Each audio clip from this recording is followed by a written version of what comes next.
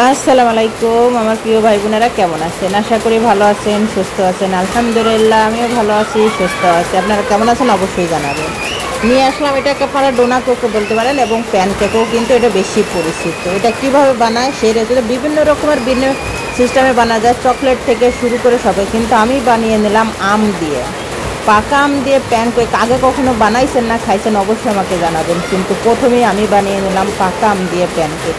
কীভাবে বানালাম, কি কি উপাদান লাগবে, পুরো রেসিপিটা দেখে নিন এবং শিখে নিন। এর সাথে আমি একটু, আপনারা চাইলে হানি বা মধু যেটাই হোক, তারপর চকলেট দিয়ে খেতে, কিন্তু পাকা আম দিয়ে বানালে কিচ্ছু লাগবে না, জাস্ট কিছু লাগবে না, এমনিই কিন্তু টেস্ট হবে। প্রথম এখানে আমি একটা আম কেটে নিয়েছি, বড় সাইজের একটা আম, সেটা এখন দিয়ে দেবো ব্লেন্ডারে দিয়ে আমি এটা গ্রেট করে নেব, মানে একদম পেস্ট করে নিতে হবে। দেখুন এরকম পেস্ট করবে, এখানে কোনো পানি ব্যবহার করা যাবে না। এখানে আমি দুটো ডিম নিয়েছি, দুটো ডিম এখন খুব সুন্দর করে ফাটিয়ে নেব দিয়ে, যত মিষ্টি বানাবো এই জন্য স্বাদ মতন সামান্য একটু লবণ দিয়ে দিলাম। তারপরে দিয়ে দিব পরিমাণ মতন চিনি। যত আম যদি মিষ্টি হয় চিনিটা একটু কম দেবেন। এখানে আমি চামচ মেপে চিনি দিয়েছি, আমি পুরো 1 চামচ এখানে চিনি ব্যবহার করি। যদি একটু লাগে পরে আপনারা অবশ্যই দেবেন, আপনারা অবশ্যই মেপে চিনিটা দেবেন, আর কতটা আপনারা চিনি খেতে পছন্দ করেন সেই হিসেবে দেবেন। আমি ডিম এবং চিনি লবণটা মিক্স করার পর তারপরে দিয়ে দিলাম তেল। এখানে কিন্তু এখন আমি লিকুইড কোনো দুধ বা পানি কিচ্ছু ব্যবহার করিনি। এখন দিয়ে দিলাম দুটো গুঁড়ো দুধ প্যাকেট। এখানে 10 টাকার পর যে গুঁড়ো দুধটা পাওয়া যায় সেটা আমি 2 প্যাকেট ব্যবহার করেছি। এখন খুব সুন্দর করে মিক্স করে নিব। যত আমি আম দিয়ে বানাবো এই জন্য লিকুইড দুধ দেওয়ার কোনো দরকার নেই এবং পানিও ব্যবহার করা যাবে না। তারপর যখন ফাটানো হয়ে যাবে, চিনিটা গলে যাবে, তখন আমের যে পিউরিটা সেটা ঢেলে দিলাম। দেখুন কত সুন্দর একটা কালার আছে, নাইস না একটা কালার। এটা আমি খুব সুন্দর করে মিক্স করার পর তারপর এখানে আমি আটা ব্যবহার করবো। এখানে আমি 1 কাপের মতন আটা নিয়েছি, আটাটা আমি মেপে নিয়েছি 1 কাপ। এখন আটাটা অবশ্যই ফেলে দিতে হবে, নাহলে কিন্তু কত সময় পোকা টোকা থাকে এবং লাল টান থাকে, এগুলো ফেলে পড়ে যাওয়ার থাকলো, পড়ে যাবে। তারপর এখানে আমি লাস্টে আটার সাথে আমি বেকিং পাউডার দিয়ে দেবো। বেকিং পাউডার আমি 1 চামচের মতন বেকিং পাউডার ব্যবহার করেছি। এখন খুব সুন্দর করে আমি এটা মিক্স করে নিব।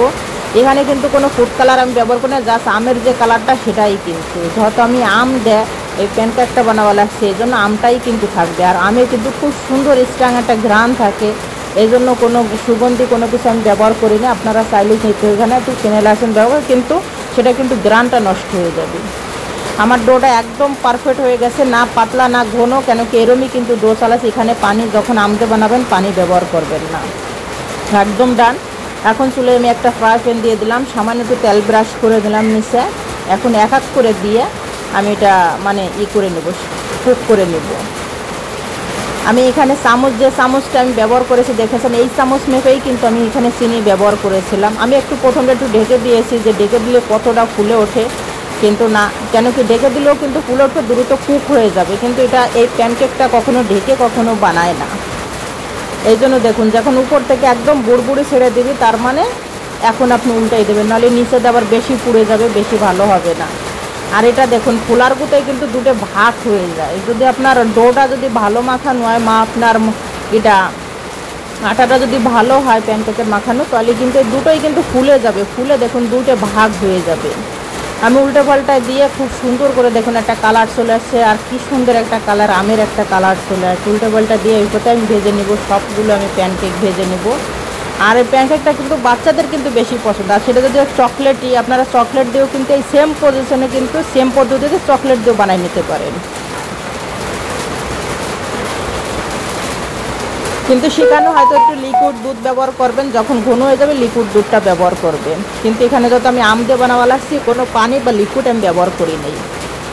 একদম দেখেন আমি ঘরে থাকা উপকরণ দিয়ে কিন্তু সবসময় আমি রেসিপি তৈরি করার জন্য চেষ্টা করি, আর সেই রেসিপিটা আপনাদের মাঝে আমি শেয়ার করি।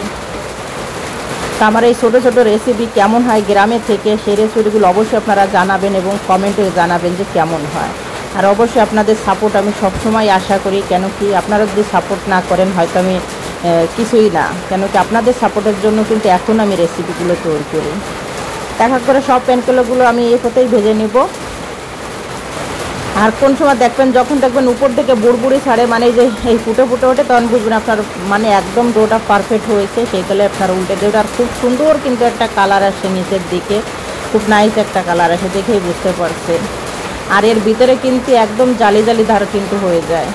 দেখুন অনেকগুলো আমার ভাজা হয়ে গেছে, এখন প্রায় শেষ। এখন দেখুন কত সুন্দর হয়েছে, মাশাল্লাহ মাশাল্লাহ।